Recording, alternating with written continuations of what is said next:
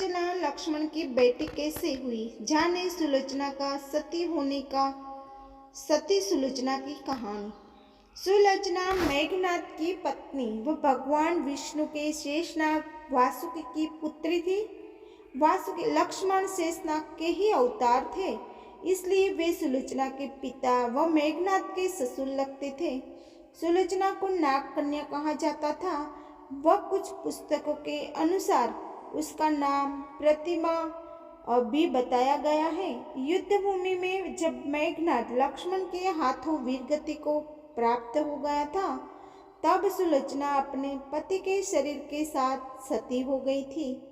हालांकि इस कथा का उल्लेख ना तो वाल्मीकि रचित रामायण व ना ही तुलसीदास रचित रामचरितमानस में मिलता है। कुछ अन्य भाषाओं, मुख्यतया तमिल भाषा की कथाओं में इसका प्रमुखता से उल्लेख मिलता है। इसलिए आज हम आपको सुलोचना का चरित्र व उसकी सती होने की कथा के बारे में बताएंगे।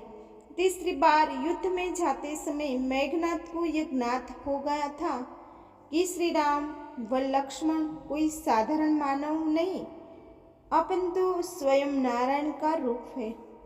इसलिए वह अपने माता पिता व सुलोचना से अंतिम बार मिलने आया। वह अपने माता पिता से मिलकर जाने लगा, तब उसने सुलोचना को देखा। सुलोचना से वह इसलिए नहीं मिलना चाहता था क्योंकि उस लग रहा था कि कहीं सुलोचना के आंसू देखकर वह भी भावुक हो जाएगा, वह युद्ध में कमजोर पड़ जाएगा।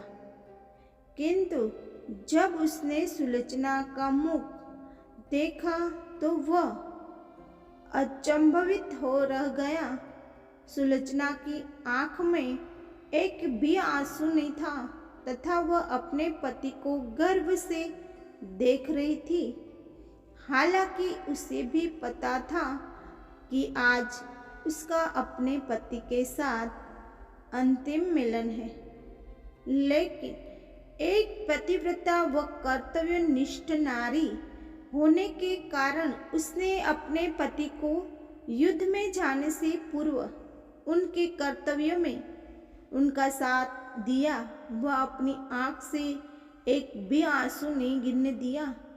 जब लक्ष्मण मेघनाद का वध करने जाने लगे, तब भगवान श्री राम ने लक्ष्मण से कहा कि क्योंकि सुलोचना एक प्रतिव्रता नारी है, इसलिए मेघनाद का मस्तक भूमि पर ना गिरे। इसलिए जब लक्ष्मण ने मेघनाद का मस्तक काटकर धड़ से अलग कर दिया, तो उसे श्री राम के चरणों में रख दिया। भगवान श्री राम लंका व सुलोचना को यह बता देना चाहते थे कि युद्ध में मेघनाद वीरगति को प्राप्त हो चुका है। इस उद्देश्य से उन्होंने मेघनाद की दाहिनी भुजा को काटकर धनुष बाण से सुलोचना के पास पहुंचा दिया। जब सुलोचना ने मेघनाद की भुजा देखी तो उसे अपनी आंखों पर विश्वास नहीं हुआ। उसने उस भुजा से युद्ध का सारा वृत्तांत लिखने को कहा। उसके बाद एक कलम की सहायता से मेघनाद की भुजा ने युद्ध में घटित हुई हर घटना का वृत्तांत सुलोचना को लिखकर बता दिया। इसके बाद सुलोचना अपने पति की भुजा लेकर रावण के पास पहुंची।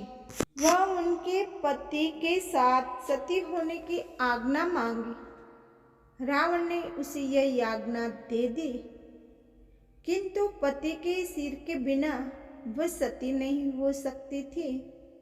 इसलिए उसने रावण से मेघनाद के धड़ की मांग की, किंतु रावण ने शत्रु के सामने याचना करने से मना कर दिया, क्योंकि राम एक मर्यादा पुरुषोत्तम पुरुष थे।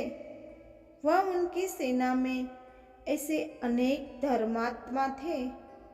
इसलिए उसने सुलोचना को स्वयं श्री राम के पास जाकर मेघनाथ का मस्तक लेकर आने की आज्ञा दे दी। सुलोचना लंका नरेश से आज्ञा पाकर श्री राम की कुटिया की ओर प्रस्थान कर गई। जब सुलोचना भगवान श्री राम के पास पहुंची तो श्री राम व उनकी सेना के द्वारा उनका उचित आदर सम्मान किया गया। वह श्री राम ने उनकी प्रशंसा की। सुलोचना ने भगवान को प्रणाम किया। वह अपने पति का मस्तक मांगा। श्री राम ने भी बिना देरी किए महाराज सुग्रीव को मेघनाथ का सिर लाने को कहा, किंतु सभी के मन में यह आशंका थी कि आखिर सुलोचना को यह सब कैसे ज्ञात हुआ।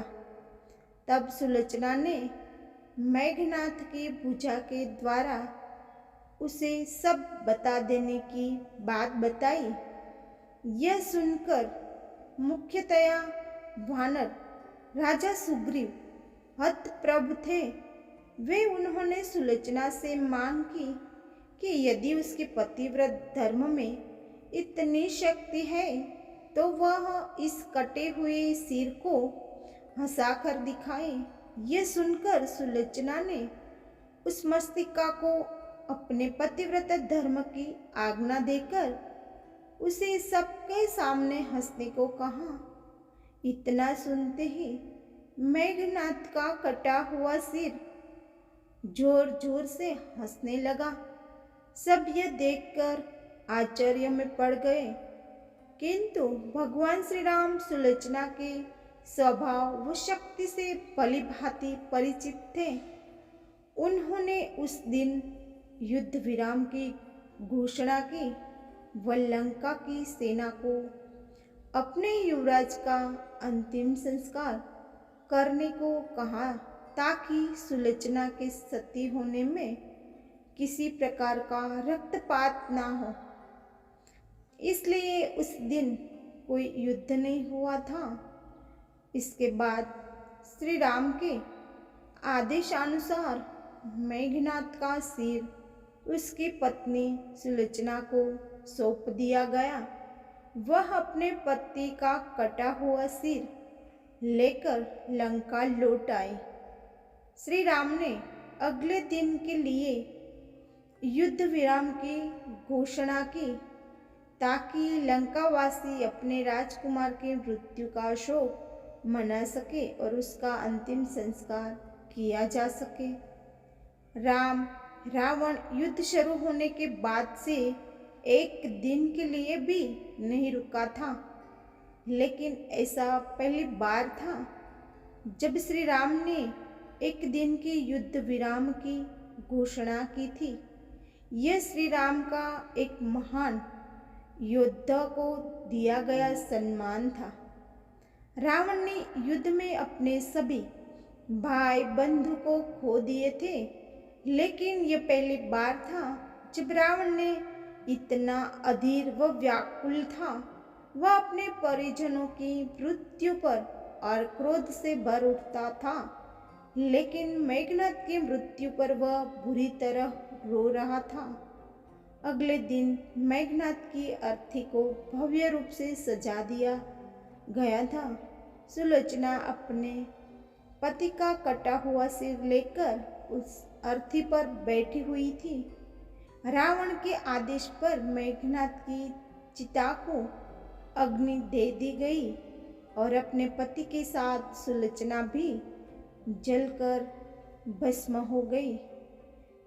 का यही अंत जो हो जाता है? सुलोचना ने कभी भी अपने पति को हतोत्साहित नहीं किया था। वह युद्ध का परिणाम भली भांति जानती थी, लेकिन उसने हमेशा युद्ध पर जाते अपने पति मेघनाथ के आत्मविश्वास को बढ़ाने का ही काम किया था। इसका उल्लेख तब भी देखने को मिलता है जब सुलोचना को पता था कि यह उसके पति का अंतिम युद्ध है और अब वे वापस नहीं लौटेंगे। तो दोस्तों, आपको ये कहानी अच्छी लगी हो तो वीडियो को लाइक, शेयर और सब्सक्राइब जरूर करना और कमेंट में जय श्री राम जरूर लिखना। तो दोस्तों, आज के लिए बस राधे राधे, जय रणछोड़।